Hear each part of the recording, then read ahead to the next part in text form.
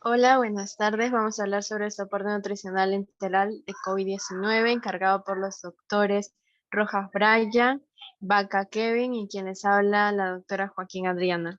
Siguiente diapositiva.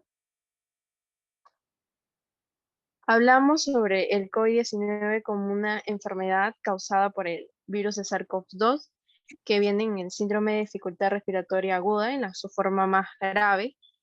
Tiene una relación en el estado nutricional muy importante del paciente, más que nada por la pérdida involuntaria, que viene a ser la pérdida muscular a nivel respiratorio, y ahora no solamente a nivel respiratorio, sino también a nivel de la masa muscular esquelética, alteraciones en los niveles electrolíticos séricos y estado hídrico. Este presenta diferentes fases, una fase aguda, una fase tardía o crónica y una fase ya de un síndrome de inflamación y de catabolismo prolongado, ¿no? La importancia que va a tener es un buen soporte nutricional para evitar el riesgo mayor o complicación infecciosa y reduce la mortalidad del cuadro en este paciente. Los requerimientos van a ser energía, proteínas y macronutrientes por vía enteral en paciente crítico, donde va a encontrar un alto riesgo de desnutrición o malnutrición, ¿no? Siguiente diapositiva.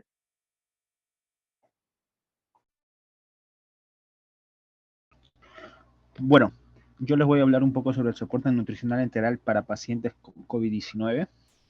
El soporte nutricional para este tipo de paciente en estado crítico es un componente integral y esencial en la terapia médica y nutricional que puede mejorar los resultados clínicos del paciente en pacientes hospitalizados con multimorbilidades y en adultos mayores con un pronóstico de vida razonable, ¿no? En quienes los requisitos nutricionales no pueden cumplirse por vía oral, se debe administrar nutrición enteral o nutrición parenteral. En este caso vamos a hablar sobre la nutrición enteral. Bueno, para eso vamos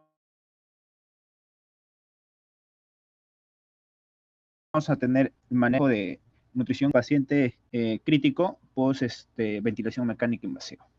En el paciente con crítico con ventilación mecánica invasiva, las guías hacen especial énfasis en comenzar con nutrición enteral temprana dentro de las primeras 24 o 36 horas de la administración de admisión en UCI,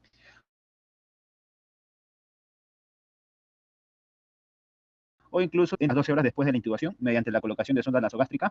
LASPEN también recomienda empezar con la nutrición enteral hipocalórica de 10 a 20 mililitros por hora mediante infusión continua y progresa esto lentamente durante la primera semana hasta alcanzar el objetivo de 15 a 20 kilocalorías por kilogramos de peso, ¿no?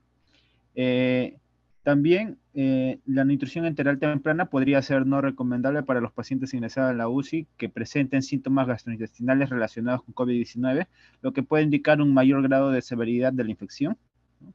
También otro dato, la nutrición enteral temprana parece ser una estrategia segura en los pacientes en posición prona, pues los estudios observados no han mostrado ninguna asociación con el riesgo de presentar complicaciones gastrointestinales o pulmonares, ¿no? Las fórmulas enterales poliméricas estándar y por proteicas, que suelen ser de menor a 20% de energía total en forma de proteína, pueden considerarse como la primera opción en la fase aguda de la enfermedad. Se debe evitar la prescripción de fórmulas altamente concentradas, como las que son de 2 kilocalorías por mililitro, ¿no? En manejo nutricional paciente crítico post ventilación mecánica invasiva, los problemas de deglución y de disfagia en los pacientes que ya no requieren la ventilación mecánica invasiva pueden presentarse hasta 3 semanas después de la extubación, limitando la ingesta de alimentos por vía oral, especialmente los adultos mayores. Por eso es que aún se les recomienda en este caso usar la nutrición enteral en estos tipos de pacientes. Siguiente diapositiva, por favor, compañero.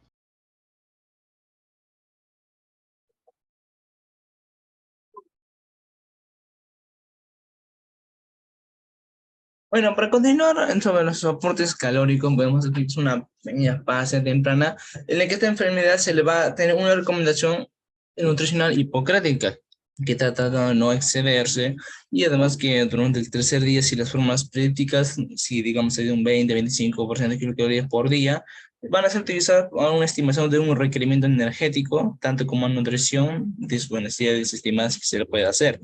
Asimismo, con las proteínas que deben ser ingeridas, administradas progresivamente a diario, lo que va a permitir una mejor intervención o posiblemente que el paciente pueda sobrevivir a esta fragilidad como sería en el caso de los ancianos. Tenemos como sería esa parte de los envases, tenemos el aporte energético, proteínas, carbohidratos, lípidos, fibras y osmolaridad, que se puede dar tanto en pacientes graves como severos.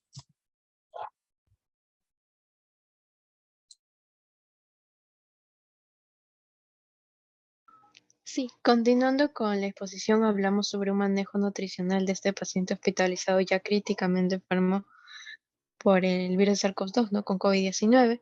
Hablamos sobre identificar primero el riesgo de nutrición mediante herramientas de tamizaje entre las 24 a 48 horas. Este viene a ser el cribaje nutricional. Luego una evaluación nutricional si el paciente tiene los criterios de Gleam para detectar presencia de nutrición o sarcopenia en los pacientes con riesgo de desnutrición, aparte de problemas gastrointestinales asociados por el COVID-19. También tenemos los requerimientos nutricionales que también habíamos mencionado al principio, que son más que nada energía y proteínas. Ahora hablamos en el paciente con ventilación. ¿Puede regresar la diapositiva? Ya. Con el paciente con ventilación invasiva, no hay una progresión de soporte nutricional dentro del primer al tercer día, que va a ser hipocalórica, mayor a los 4 días va a ser isocalórica, y ya posterior a eso de la ventilación debe ser hipercalórica. Siguiente diapositiva. Continuando con el manejo nutricional, sabemos que vía de administración, en este caso hablamos de la vía enteral, que es la ingesta oral, es insuficiente. Por más de 5 días se debe considerar recién esta vía de nutrición enteral, del cual generalmente se utiliza la vía de sonda nasogástrica de 10 a 12. En el paciente que tiene una ventilación mecánica hay que considerar comenzar en las primeras 12 horas en la intubación, preferible por fórmulas poliméricas estándar hiperproteicas. Luego tenemos la posición o prona, que se debe considerar mantener una posición en el paciente 30 a 40 grados en posición del lumbar inversa para disminuir el riesgo de aspiración, y considerar la nutrición enteral temprana dentro de las 24 a 36 horas.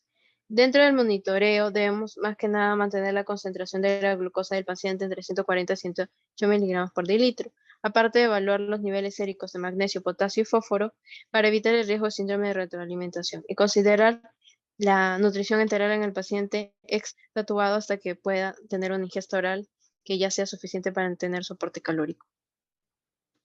Siguiente diapositiva. Eso sería todo. Muchas gracias. Eso sería todo por nuestra parte. Gracias por escucharnos. Muchas gracias, doctora. Hasta la próxima.